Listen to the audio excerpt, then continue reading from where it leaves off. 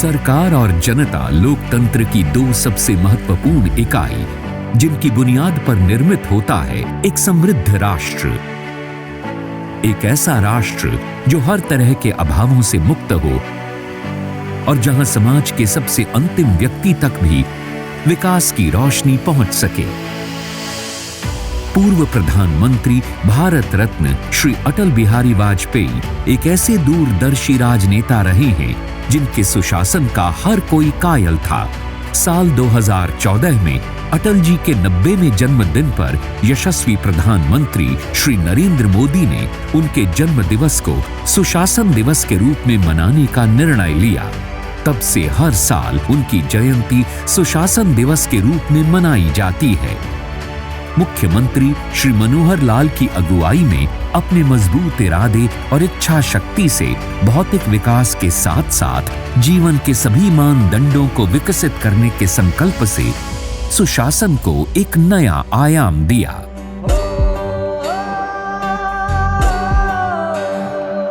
जब दिलों में लेकर प्रदेश चले,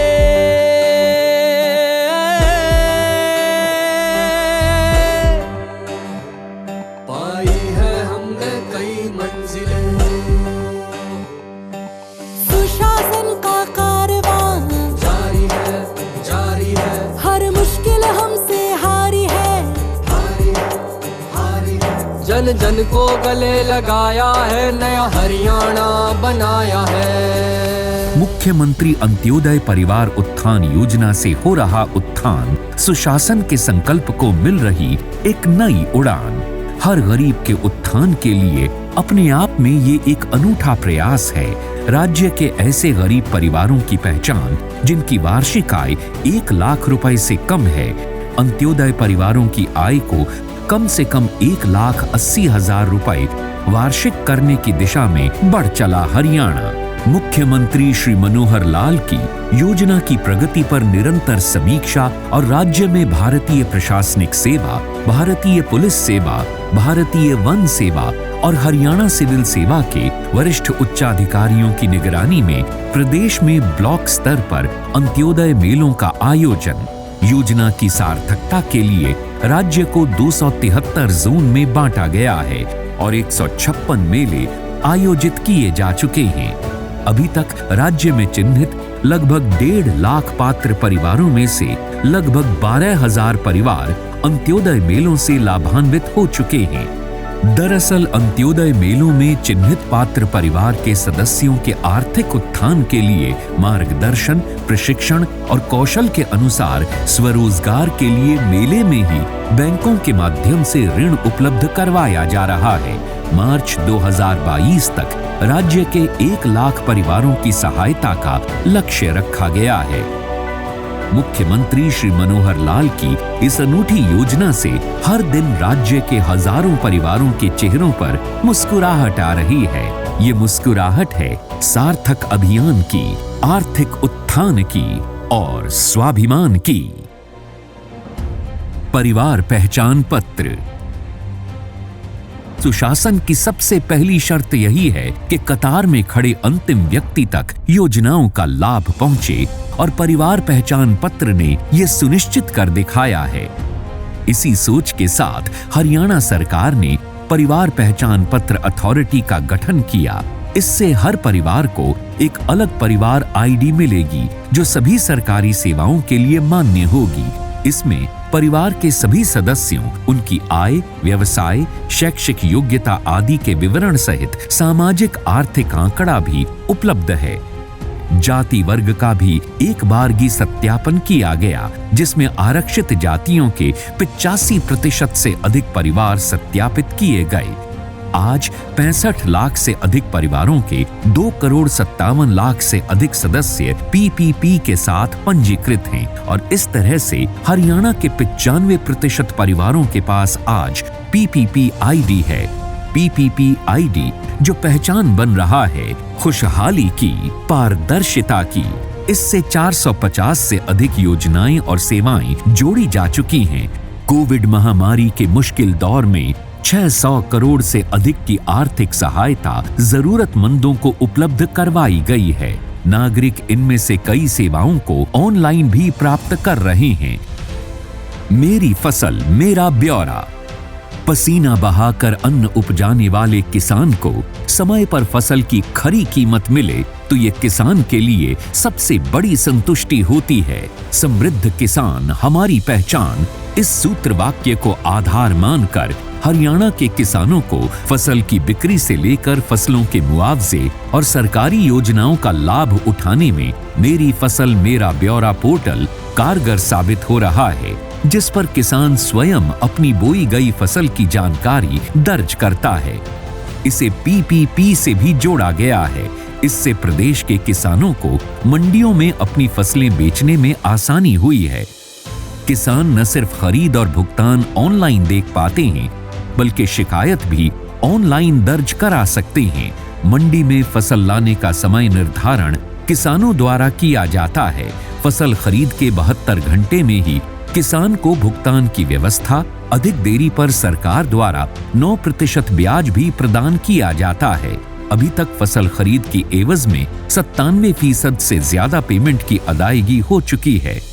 योजना से किसानों को उनकी उपज के लिए बिना किसी झंझट के समय पर भुगतान मिला। हर किसान का चेहरा खिला। हर कदम पे नए फूल खिले, जब दिलों में लेके प्रदेश चले। हर कदम पे नए फूल खिले, जब दिलों में लेके प्रदेश चले। पाई है हमने कई मंजिलें, पाई है हमने कई मंजिलें, पाई है हमने कई मंजिलें। प्रधानमंत्री फसल बीमा योजना 2016 में लागू की गई प्रधानमंत्री फसल बीमा योजना किसानों को कर रही संरक्षित। इस योजना में खरीफ 2020 से बदलाव करते हुए योजनाओं को किसानों के लिए स्वैच्छिक बनाया गया। इस योजना के तहत खरीफ फसलों के लिए किसानों की प्रीमियम दर अधिकतम 2%, रबी फसलों के लिए अधिकतम 1.5% और कपास फसल के लिए 5% है। योजना में जल भराव, ओलावृष्टि, बाढ़, सूखा, आसमानी बिजली व बेमौसमी बारिश सरीखे जोखिमों को कवर किया गया है। जब दिलों में लेकर प्रदेश चले,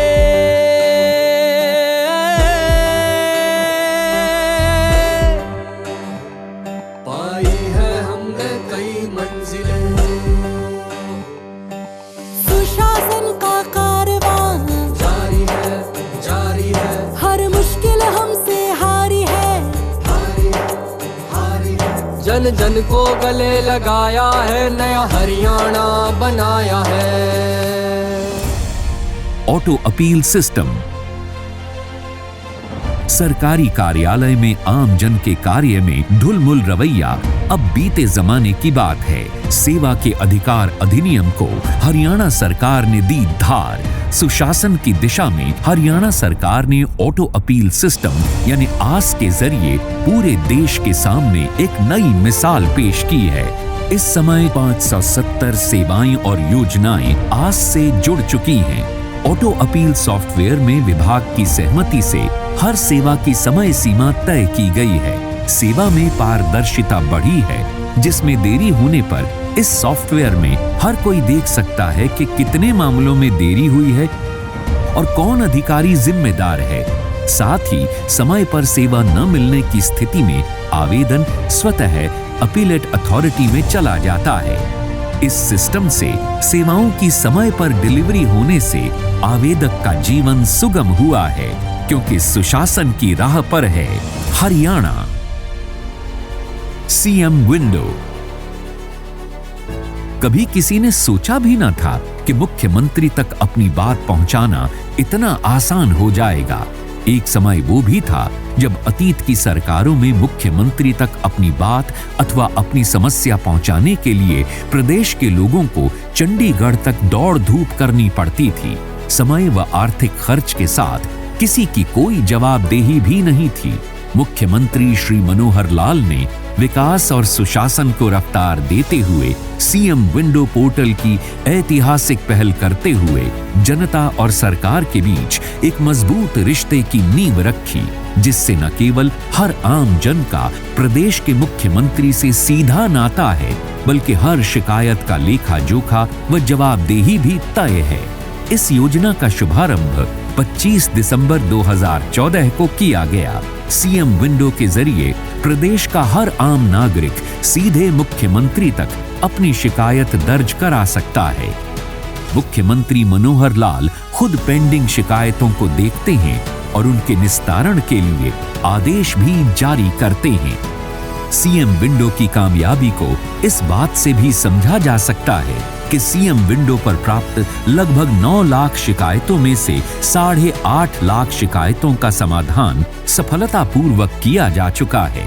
सीएम और नागरिक के बीच में दूरी अब बीते जमाने की बातें हो गई हैं। लाल डोरा मुक्त गांव, प्रधानमंत्री स्वामित्व योजना।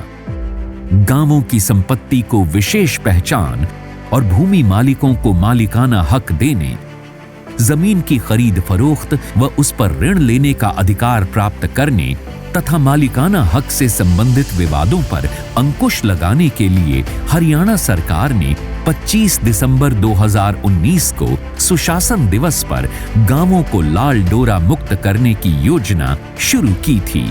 दशकों बीतने के बावजूद भी लाल डोरे के भीतर गांव में किसी प्रकार की संपत्ति का राजस्व रिकॉर्ड नहीं था। हरियाणा की इस सुशासन प्रतिबिंबित योजना को केंद्र ने भी अपनाया और 24 अप्रैल 2020 को प्रधानमंत्री स्वामित्व योजना के नाम से इसे पूरे देश में लागू किया गया। अब तक राज्य के 6,323 गांवों में लाल डोरे में मानचित्रण पूरा किया जा चुका है। शहरी क्षेत्रों में भी इसे जल्द लागू करने की योजना। हरियाणा सरकार के अभिनव और क्रांतिकारी प्रयासों का ही शुभ परिणाम है कि आज प्रदेश का कमजोर, गरीब और आम आदमी भी तरक्की की रफ्तार में शामिल होने का सपना देख सकता है। आम जनता के इन सपनों को पूरा करने की दिशा में हरियाणा सरकार सुशासन पर अडिग रहकर विकास कार्यों को आगे बढ़ाती रहेगी। हर कदम पे नए फूल खिले, जब दिलों में लेके प्रदेश चले। हर कदम पे नए फूल खिले, जब दिलों में लेके प्रदेश चले। पाई है हमने कई मंजिलें, पाई है हमने कई मंजिलें।